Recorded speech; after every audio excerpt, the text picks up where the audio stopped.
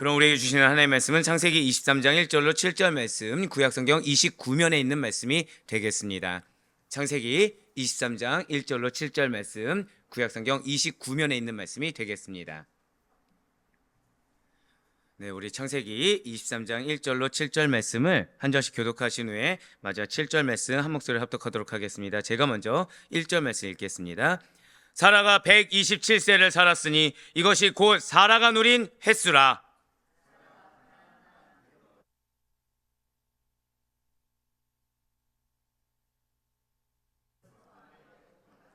그 시신 앞에서 일어나 나가서 헷 족속에게 말하여 이르되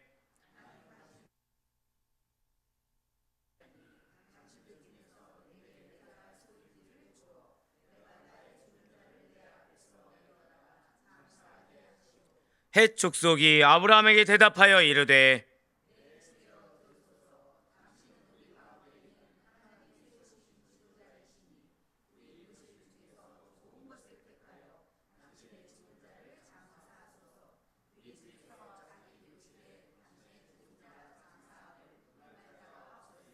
함께요. 아브라함이 일어나 그 땅 주민 헷 족속을 향하여 몸을 굽히고 아멘 할렐루야. 내 오드 변함없이 살아있는 주의 말씀의 은혜를 삼아오로 말미암아 이렇게 명절임에도 불구하고 절대 한번 고백하시겠습니다. 특별히 은혜가 필요합니다. 네, 그 사실을 주님께서 나의 간절한 마음을 아시고 반드시 이 하루의 시작을 특별히 명절임에도 불구하고 말씀과 기도로는 우리를 알아주시사 나의 필요를 채우시고 나의 은혜를 채우실 하나님의 확신함으로 이 자리에 나오신 우리 모든 성도님들을 주님 환영하고 축복합니다. 아까 잠깐 앞서 말씀드렸는데요, 정말 제가 믿음이 없네요. 저 한 5명 나올 줄 알았는데 이게 대체 몇 명입니까 지금. 너무나도 감사합니다. 예, 특별히 우리 지금 창세기를 통해서 은혜 받는 귀한 시간을 가지고 있습니다. 지금 창세기 12장에서 25장까지는 누구의 생애에 대해서 기록되고 있습니까? 아브라함의 생애에 대해서 기록되고 있어요. 진실로 아브라함은 하나님으로부터 구약 선미 이스라엘 민족의 최초의 직계조상으로서의 소명을 받은 겁니다. 그래서 100세 때 언약의 자손이 이삭을 낳았어요. 자, 그리고 이제 오늘 본문 보시면 아시겠지만 사라가 죽는다는 거죠. 몇 세 때 사라가 죽습니까? 137세 때 죽는다는 거예요. 자, 소명을 받고서 지금 몇 세 때 사라가 죽었다고요? 137세 때입니다. 127세요. 죄송합니다. 네네. 죄송해요. 지금 이게 뒤에 보시면 왜 이 인간이 3이라고 했는지 아시게 됩니다. 지금. 왜냐면 오늘 좀 중요한 의미가 많이 담겨 있어서 약간 흥분했나 봐요. 제가 여러분들.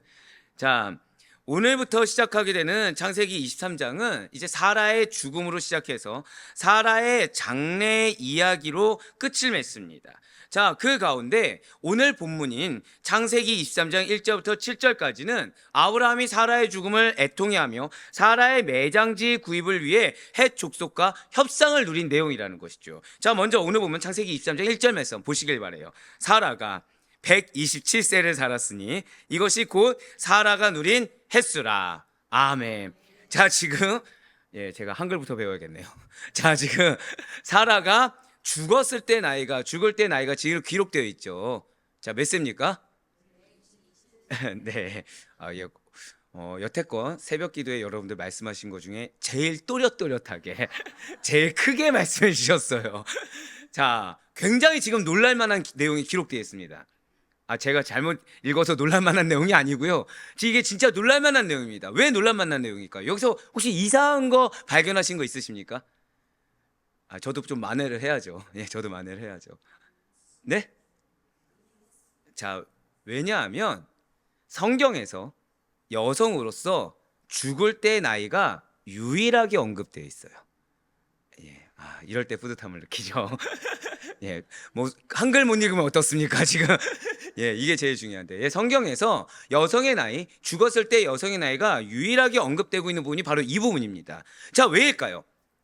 왜 특별히 사라만 이렇게 127세라고 이렇게 명확하게 지금 밝히고 있는 것입니까? 그것은 사라가 구속 역사에서 영원히 기억될 비중 있는 신앙인물이기 때문이라는 거예요.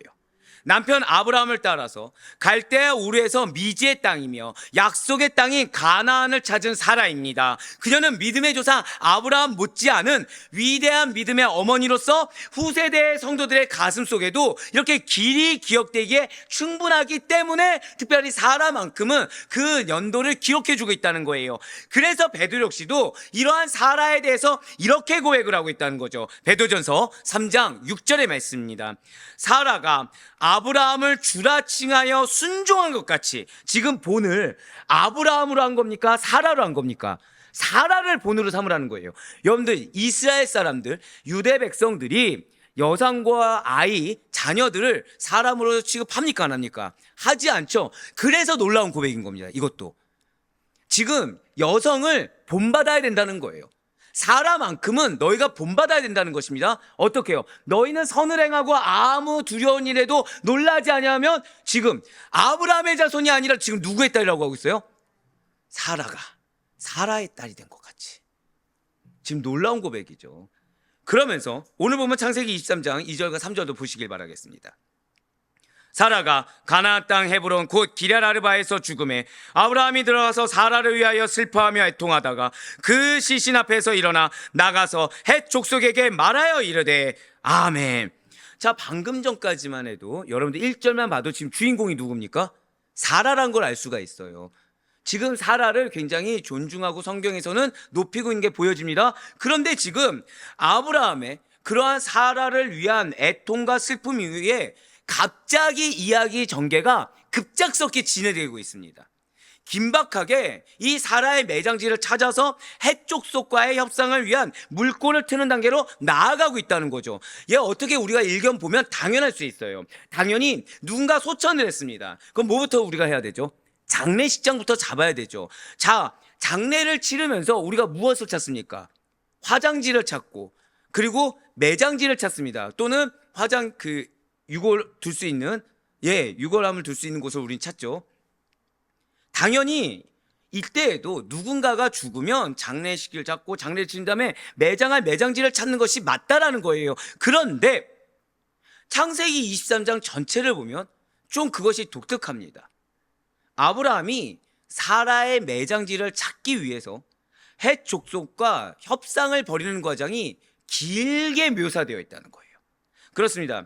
결국 지금 이것은 무엇이냐? 절대 고백하실게요. 매장지 찾는 일이 굉장히 중요하다. 의외로 지금 우리가 봤을 때는 매장지 찾는 게 너무 당연한 것처럼 보여지지만 지금 매장지 찾는 일이 굉장히 중요하게 다뤄지고 있다는 거예요. 왜이겠습니까? 왜일까요? 후손들 때문에. 자, 여기에 굉장히 중요한 의미가 담겨 있습니다. 그 말씀도 틀린 말씀은 아닌데 중요한 말씀이 담겨 있어요. 지금 사라의 매장지를 찾는 일은요, 단순히 아내 사라가 묻힐 땅을 확보하는 것 이상으로 굉장히 중요한 의미가 담겨 있다는 거죠. 사실상 창세기 23장은 사라의 죽음과 장래에 그 초점이 맞춰져 있는 것은 아닙니다. 오히려 사라의 죽음이, 자, 절대 고백하실까요? 계기가 되었다. 그걸 기억하셔야 돼요.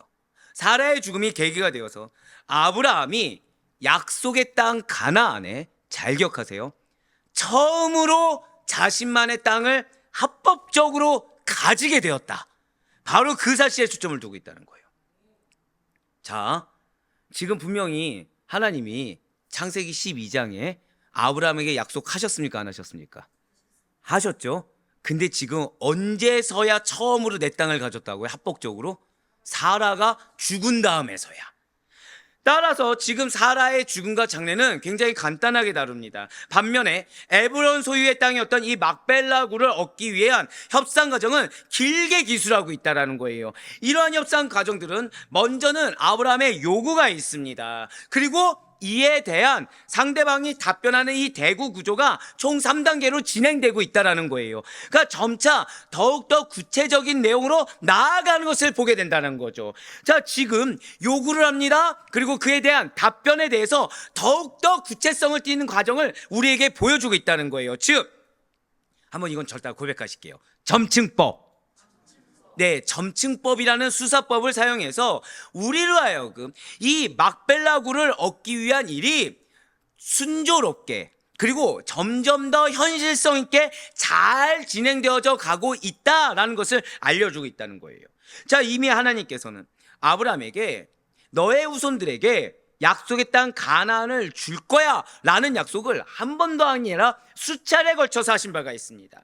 그런데 이 막벨라구를 매입하는 것, 그것을 사는 것과 사라의 장례 사건은 아브라함 후손들의 이 가나안 땅에 대한, 자, 이거 한번 오늘 말씀 기억해야 될 단어 중에 하나입니다. 크게 고백하실게요. 소유권.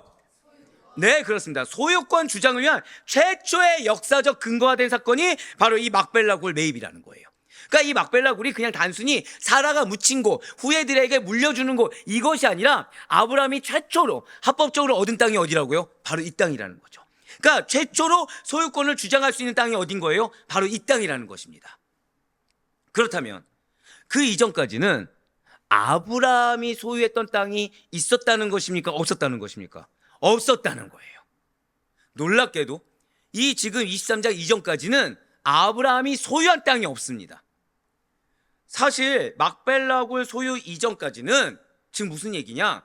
하나님께서 아브라함에게 내가 너에게 땅을 줄 거야 라고 선포를 하셨는데 지금 60년이 지나도록 한 번도 이 땅에 대한 약속이 성취가 안 되고 있었다는 거예요. 저 다 고백하실게요. 나에게 기업이 있습니다. 자, 여러분들 우리가 작년부터 기업이 있다는 얘기를 듣고 있었습니다.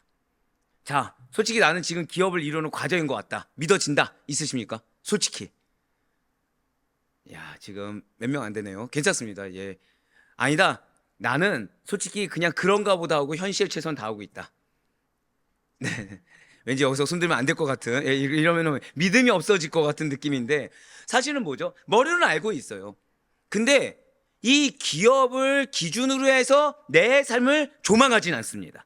그러니까 약속의 말씀은 받았어요. 근데 그 말씀을 토대로 내 환경과 삶을 조망해가면서 그 말씀을 위해서 살진 않는다는 거죠. 말씀은 말씀이지만 현실의 삶은 현실의 삶입니다.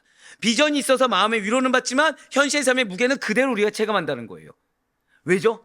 말씀이 주셨는데 나에게 실제가 안 되는 거예요. 말씀이 주셨는데, 약속을 주셨는데 지금 내 상황하고는 뭔가 좀 동떨어져 보이거든요. 자, 그런데 지금 아브라함은 어떤 상황이었다고요? 하나님이 내가 너에게 땅을 줄 거야, 넌 반드시 번성하게 될 거야 라고 약속은 했지만 우리는 보통 이상만 알고 있습니다. 자, 몇 세 때 약속을 받았죠? 예, 75세 때. 몇 세 때 받았죠? 100세 때 받았습니다. 자, 우리 이것만 생각해서 25년간을 기다렸더니 하나님이 약속의 자녀를 주셨다, 이것만 기억하고 있어요. 근데 지금 아브라함은 사실은 더 어마무시한 일이 있었다는 거죠. 땅에 대한 약속 받았습니까? 안 받았습니까? 받았습니다. 근데 지금 땅에 대한 약속이 사라가 죽기 전까지, 아내가 죽기 전까지 이루어졌습니까? 이루어지지 않았습니까? 이루어지지 않았다는 거예요. 60년이 지나도록 이루어지지 않았다는 거죠.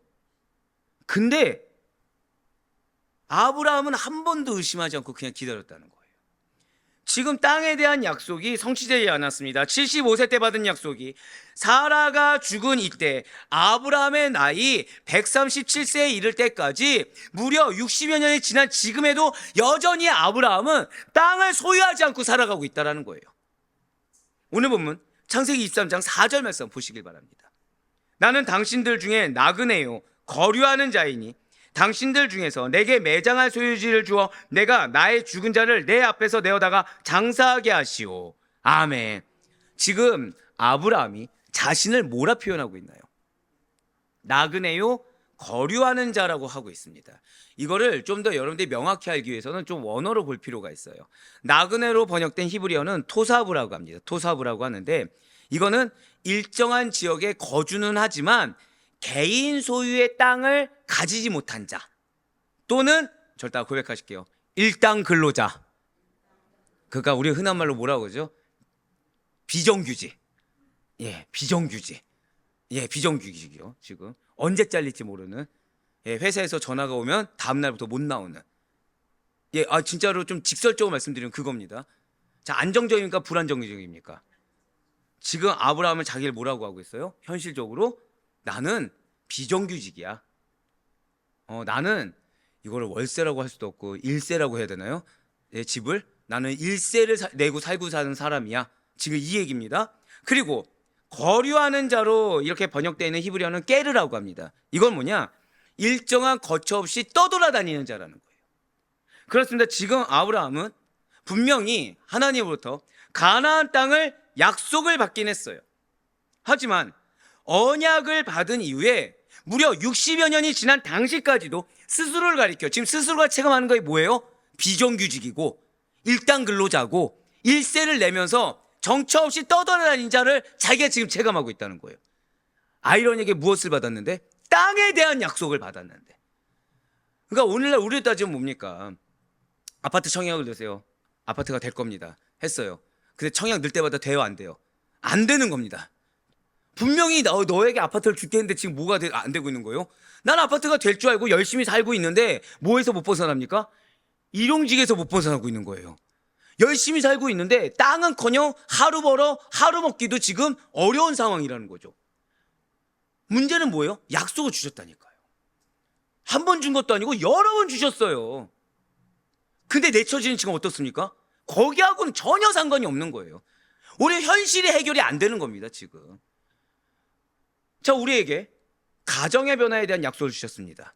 특별히 우리 지금 새벽 기도회마다 자녀, 믿음의 계대, 축복이 있으시다. 예, 믿음의 계대에 대한 약속을 받았어요.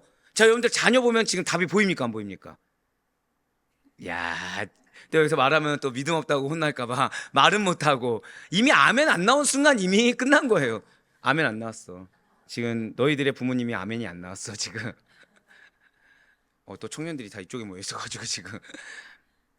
그 내 눈에는 이게 자녀가 믿음의 계대는커녕 예배라도 제대로 드렸으면 좋겠고 믿음의 계대는커녕 지금 지 앞가름이라도 좀 잘했으면 좋겠다는 생각이 든다는 거죠. 마치 누구처럼요? 아브라함처럼. 땅에 대한 약속을 받았는데 지금 아브라함은 체감을 뭐로 하고 있는 겁니까? 나그네요 거류하는 자로 지금 체감하고 있다는 거예요. 몇 년 동안요? 60여 년이 지날 동안. 60여 년이 지날 동안 그러니까 말씀을 받았어요. 전혀 기미도 안 보이는 겁니다. 근데 그 사이사이 동안 우린 알고 있죠. 하나님 명령하십니까 안 하십니까? 또 명령에서 순종을 또 다 해야 돼요. 하나님을 경외하는지 알기 위한 시험을 하십니까 안 하십니까? 하고 계세요. 근데 뭐는 안 주고 계세요? 말씀을 주셨는데 그건 성취는 안 되면서 지금 뭐만 바라고 계세요? 순종만 바라고 계세요. 계속 순종만. 몇 년 동안? 60여 년이 지날 동안.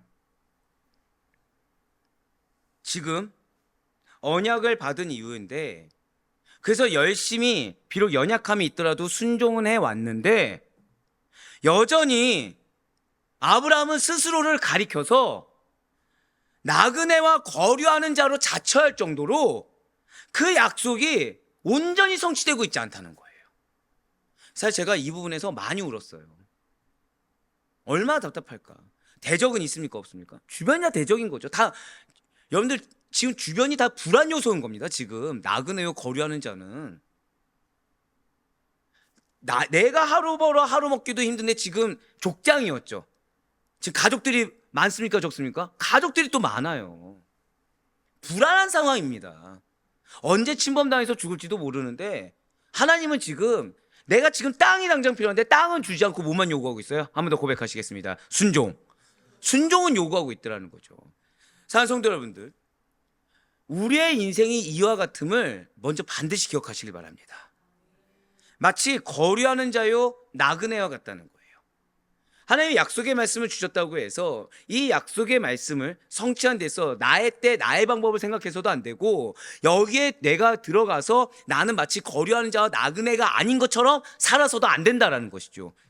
이 세상에 아무리 많은 땅을 사두고 물질을 모아도 그것을 영원히 소유할 수는 없습니다. 이 세상은 잠시 나그네로 있다가 갈 것일 뿐이라는 사실을 우린 너무나도 잘 알고 있어요. 그렇다고 해서 자 아까 아브라함이 약속의 말씀 받았습니다. 내가 느낀 건 뭐예요? 나그네요 거류하는 삶이에요. 근데 하나님 순종 요구했습니까 안 했습니까? 했습니다. 순종했나요 안 했나요? 순종했죠. 맞아요. 그렇다고 해서 이 땅 가운데 여러분들에게 사명을 준 그 삶을 소홀히 할 수도 없다는 거예요. 아브라함도 분명히 많은 종들을 거느렸죠. 문제는 아브라함에게 허락된 그 물질과 가치를 어떻게 사용할 것이냐라는 거예요. 자, 저따가 고백하실게요. 우리의 미션은 어떻게 사용할 것인가? 바로 그거예요. 지금 주어진 것을 어떻게 사용하실 것인가?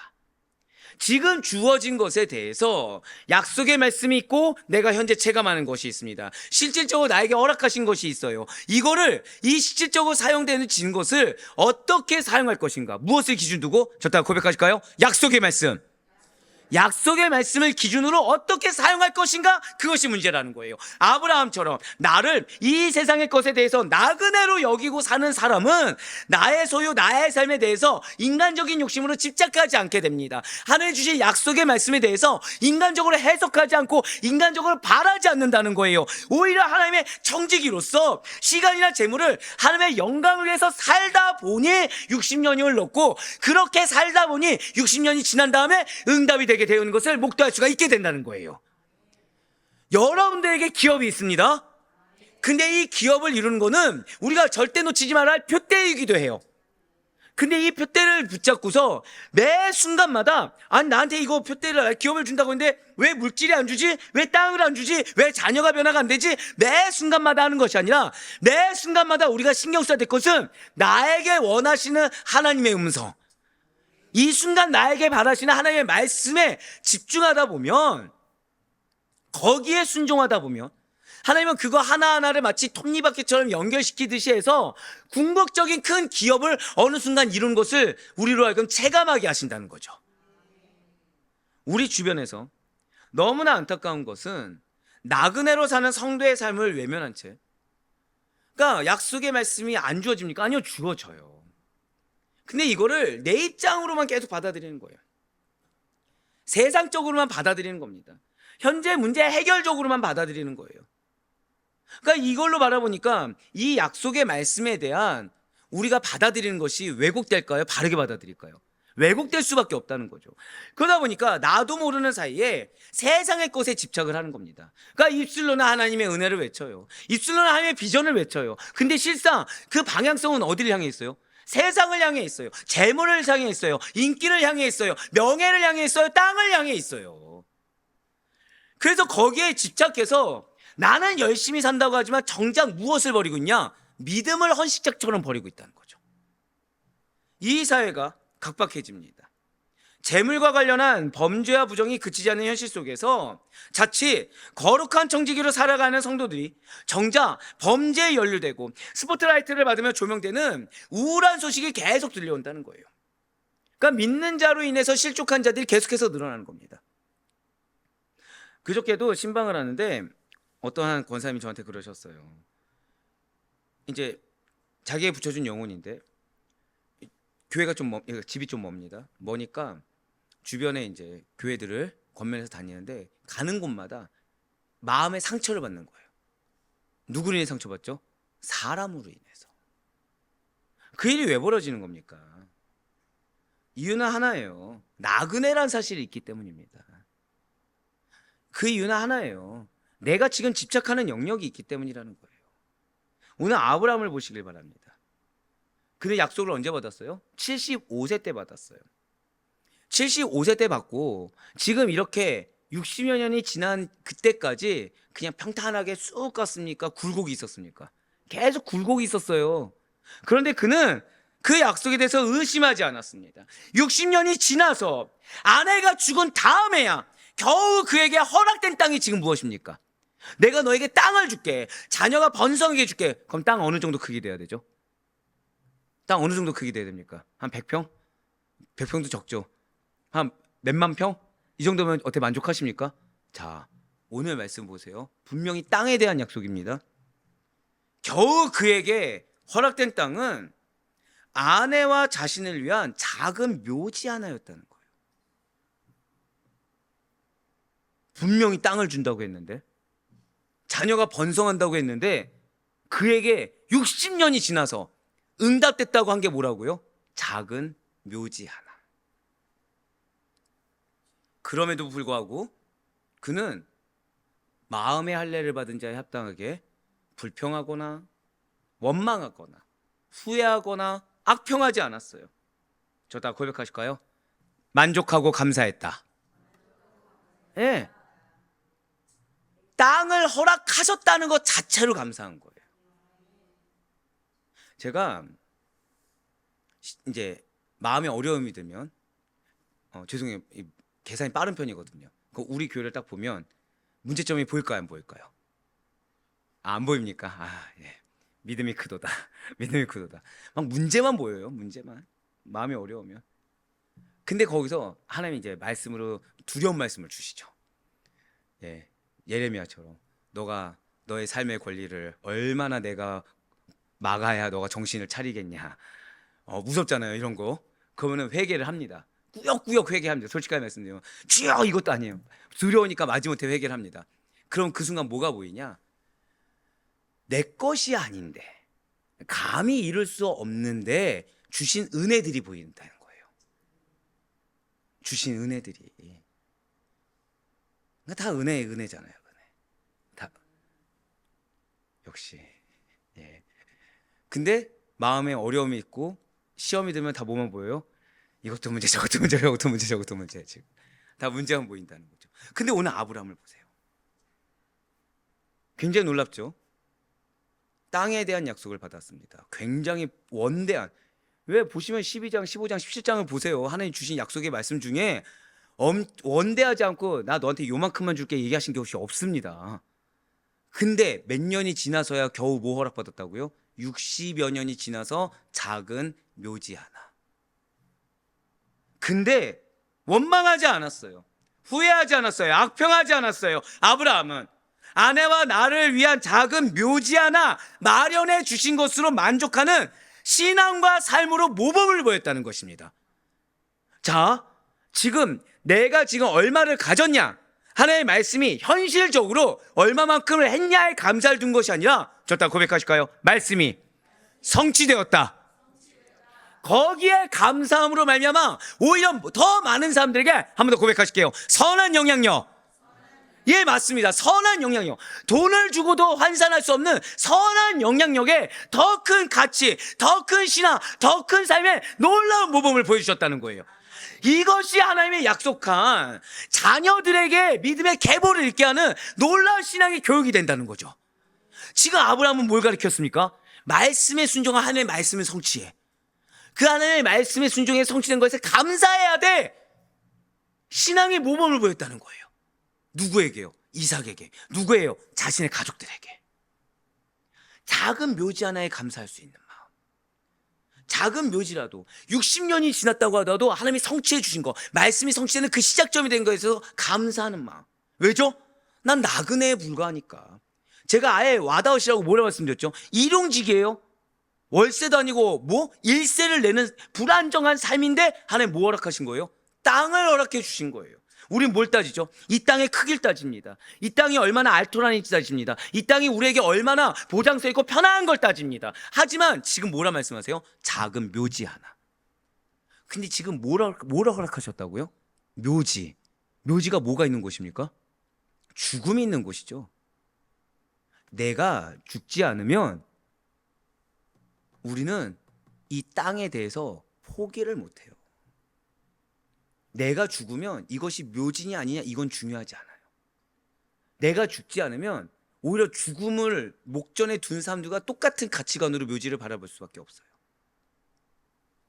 가나안 땅에 대한 비전을 놓치지 않았습니다. 하지만 그것 자체가 어떠한 개인의 영달이나 나의 목표 달성이 아니라 하나님의 구속사 가운데 어떻게 펼쳐질지에 대한 기대와 소망으로 바라봤다는 거예요. 무엇을요? 묘지를. 그렇습니다. 그는 여전히 나그네에 대한 인식을 가지고 살아가고 있습니다. 그러면서 주위 사람들에게 존경과 호의를 받을 수가 있었어요. 오늘 보면 창세기 23장 5절부터 7절까지의 말씀 보시길 바래요. 헷 족속이 아브라함에게 대답하여 이르되 내 주여 들으소서. 당신은 우리 가운데 있는 하나님이 세우신 지도자이시니 우리 묘실 중에서 좋은 것을 택하여 당신의 죽은 자를 장사하소서. 우리 중에서 자기 묘실에 당신의 죽은 자 장사함을 금할 자가 없으리이다. 아브라함이 일어나 그 땅 주민 헷 족속을 향하여 몸을 굽히고. 아멘. 지금 아브라함으로부터 사라의 매장지 그 매매 요청을 받은 헷 족속은 아브라함을 6절 보시면 뭐라고 얘기합니까? 녹색으로 내 주여 들으소서. 내 주라고 지금 표현하고 있어요. 나의 주인이시여 이렇게 표현하고 있다는 거죠. 그 아래 붉은색으로 표현된 부분을 보시기 바랍니다. 우리 중에서 자기 묘실에 당신의 죽은 자 장사함을 금할 자가 없으리이다. 이게 뭔가요? 이 말씀이 무엇을 의미하죠? 아브라함이 헷 족속들로부터 엄청난 존경과 호의를 받고 있다는 뜻입니다. 그렇습니다. 아브라함은 지금 비록 이 헷 족속들 가운데에서 나그네입니다. 그러니까 일용직이면 죄송하지만 그 지역에서 영향력이 있습니까? 없습니까? 없죠. 없는 사람이에요. 그럼에도 불구하고 그들로부터 재산이 있었음에도 불구하고 그들로부터 어떠한 시기, 멸시, 질투를 받기는커녕 도리어 매우 존경받는 대상이 되어 있다는 거죠.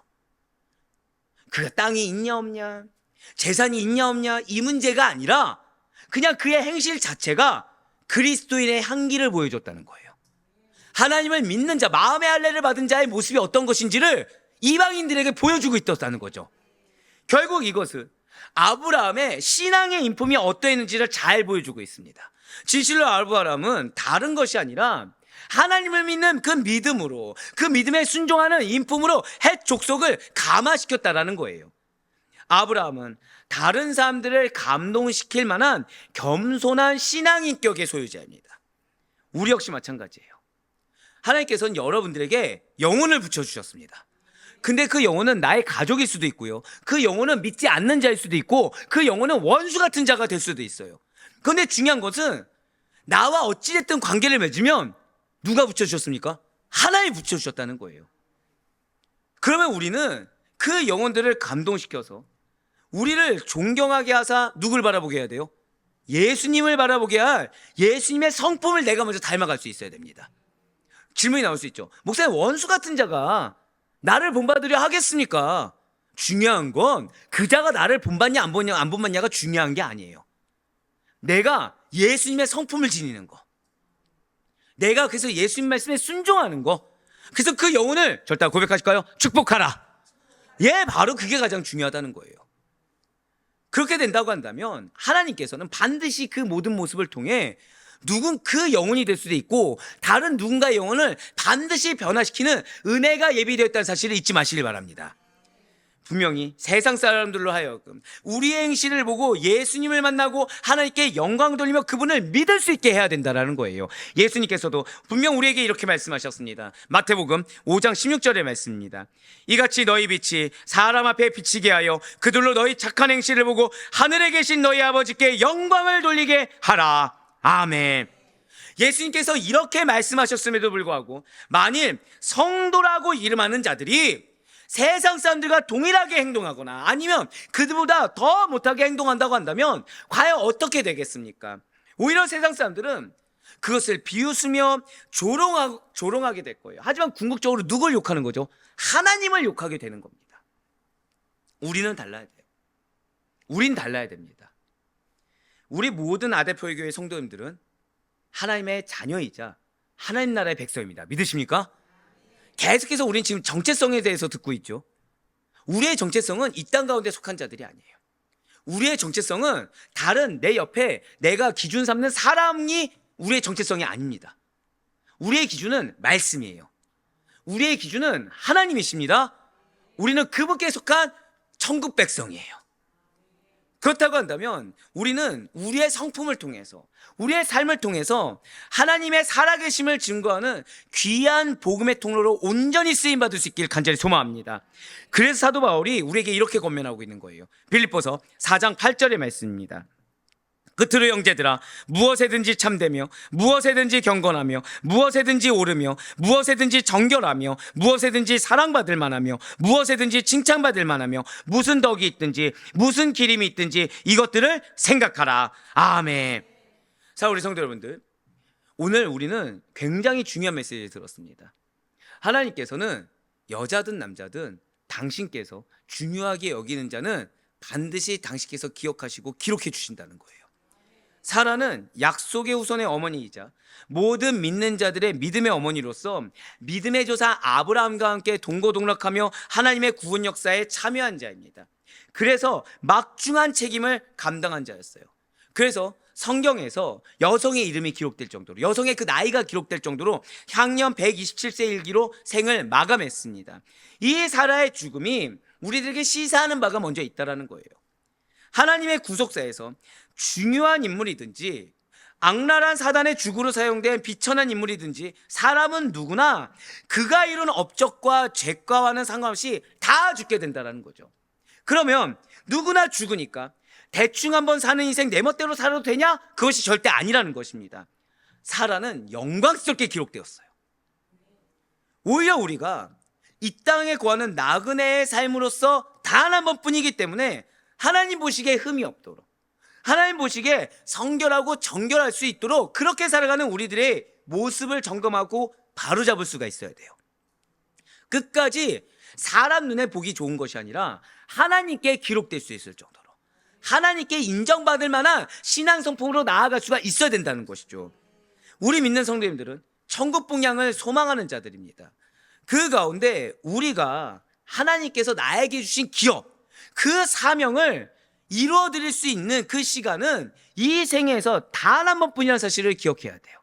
그것이 60여 년이 지나냐, 그것이 나에게 분명 원대한 비전을 주셨는데 작은 묘지 하나이냐, 이것이 중요한 것이 아니라 중요한 건 무엇이다? 절대 고백하실게요. 나를 통해 약속이 성취됩니다.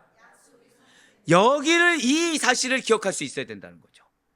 자녀들이 부모님의 장례식장을 가보면 울면서 자주 하는 말들이 있어요. 내가 좀 더 잘할 걸, 내가 좀 더 자주 뵐 걸, 왜 내가 좀 더 부모님 돌보지 않았을까, 왜 내가 부모님과 좀 더 많은 시간을 보내지 않았을까. 대다수의 자녀들이 동일한 말들 한다는 거예요. 후회합니다. 회 안에 파묻혀서 하염없이 눈물을 흘려요. 하지만 소천하신 부모님께서 우리가 아무리 울며 후회한다고 해서 다시 이 땅으로 돌아오십니까, 안 돌아오십니까? 예, 감사해요. 여기서 또 부활하셔서 이런 얘기 안 해주셔서 감사해요. 쓰면서 왠지 저를 그렇게 보실 분이 계실 줄 알았거든요. 네, 사실은 맞아요. 그렇지 않는 이상은, 부활체를 입어 우리가 만나지 않는 이상은 다시 볼 일이 없다는 거예요, 이 땅에서. 지금 무엇이다? 절대 고백하실까요? 기회는 한 번이다. 기회는 한 번이에요. 기회는 한 번입니다. 근데 이것이 약속의 말씀 목사님 믿습니다. 근데 내 형편이 지금 그 말씀만을 믿고 가기엔 부족합니다. 이런 믿음 없는 말이 우리에게 필요한 것이 아닙니다. 오늘 아브라함을 반드시 기억하세요. 오늘 아브라함을 반드시 기억하시고 사라를 기억하세요. 자, 중요한 게 있죠. 아브라함은 지금 자신을 뭐라 표현했습니까? 나그네요, 거류하는 자. 근데 오늘 말씀의 제목이 무엇입니까? 사라의 죽음입니다. 사라는 이 아브라함과 동고동락했습니까? 따로 잘 먹고 잘 살았습니까? 동고동락했어요. 거꾸로 말씀드릴까요?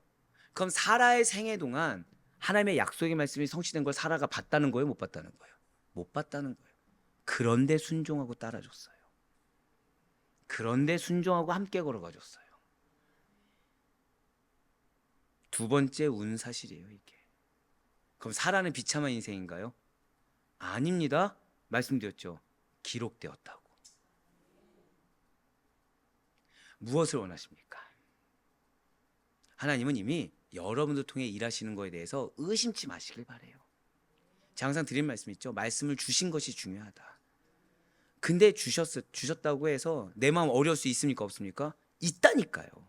시험 들 수 있습니까, 없습니까? 있어요. 중요한 건 저 다 고백하실까요? 나의 정체성, 그거를 놓치지 않으면 돼요.